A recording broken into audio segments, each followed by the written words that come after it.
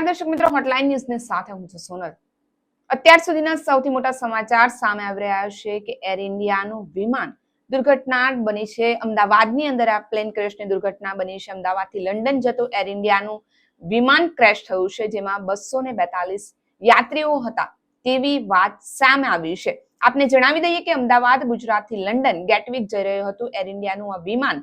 તે અમદાવાદ એરપોર્ટની નજીક આ દુર્ઘટના થઈ છે। પ્રાથમિક માહિતી મુજબ આ વિમાનમાં આશરે 242 જેટલા લોકો, એમાં 230 મુસાફરો અને 12 જેટલા ક્રૂ સભ્યો મળીને કુલ 242 જેટલા લોકો સવાર હોવાની માહિતી સામે આવી રહી છે।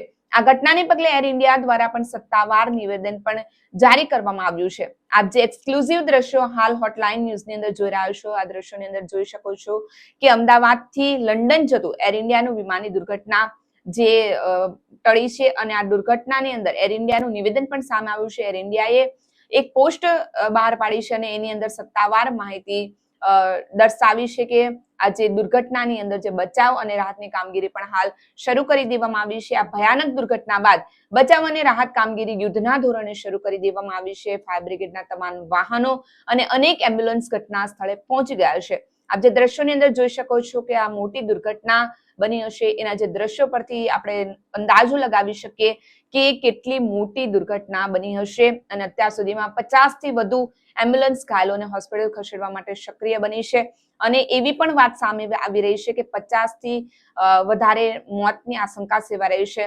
સરકારી તંત્ર પણ હાલ આ દુર્ઘટનાને પગલે સક્રિય બન્યું છે।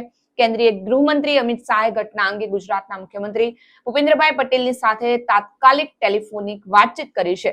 અમિત શાહે કેન્દ્ર સરકાર તરફથી શક્ય તમામ મદદની પણ ખાતરી આપી છે અને મુખ્યમંત્રી ભૂપેન્દ્ર પટેલ પણ તાત્કાલિક મુખ્ય સચિવ અને સંબંધિત વરિષ્ઠ સચિવોને ફોન કરીને ઈજાગ્રસ્તોને મુસાફરોને તાત્કાલિક સારવાર માટે ગ્રીન કોરિડોરની વ્યવસ્થા કરવા અને હોસ્પિટલમાં સારવારની તમામ વ્યવસ્થા અગ્રતા ક્રમે સુનિશ્ચિત કરવા માટેની સૂચના આપી છે। આપને જણાવી દઈએ કે આ દુર્ઘટનાની અંદર એવી પણ વાત સામે આવી રહી છે કે પૂર્વ મુખ્યમંત્રી વિજયભાઈ રૂપાણી પણ સવાર હતા, એ પણ ગંભીર રીતે ઘાયલ થયા છે અને એમને પણ હાલ સારવાર માટે હોસ્પિટલ ખસેડવામાં આવી રહ્યા છે। આ દુર્ઘટનાને પગલે જે તમામ જે ઈજાગ્રસ્તો છે તેમને હાલ હોસ્પિટલ ખસેડવાની કામગીરી યુદ્ધના ધોરણે પ્રારંભિક તબક્કે શરૂ કરી દેવામાં આવી છે। આ મોટી દુર્ઘટનાની જે પણ અપડેટ્સ હશે તે અમે તમને જણાવતા રહીશું। આપ બન્યા રહ્યો હોટલાઇન ન્યૂઝની સાથે। નમસ્કાર।